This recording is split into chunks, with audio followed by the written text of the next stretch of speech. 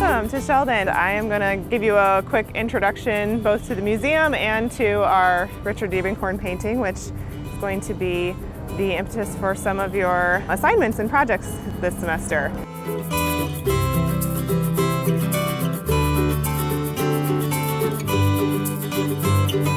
We are working with understanding compositional principles and elements as a tool to read two-dimensional and three-dimensional space.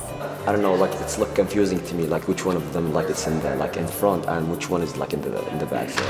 Right. So how is he using color? Well, he's playing with value. So the students have analyzed a reproduction previously to going to the gallery, and then they were able to analyze Ocean Park 89.5. We were starting to question like some of the lines that you can see that are like emphasized for some reason. So what they're going to come back with is an understanding of the compositional principles and elements, and then be able to translate them into their own two-dimensional compositions, which will eventually lead to a new three-dimensional study. So we all have an Ocean Park painting, and we are basically deconstructing it into the different elements and principles of design, and then also just how we can start to tie the principles into our own takeaway from it.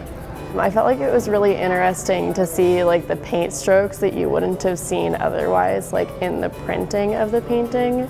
And then it's just interesting to like see the different layers more in depth from being able to see it in person. I think it's really amazing that we have one at the Sheldon, and it helps us a lot to see kind of how his actual paintings and art look, because we've been looking at printed versions and it's a little different, but seeing it in real life was like really interesting, really cool.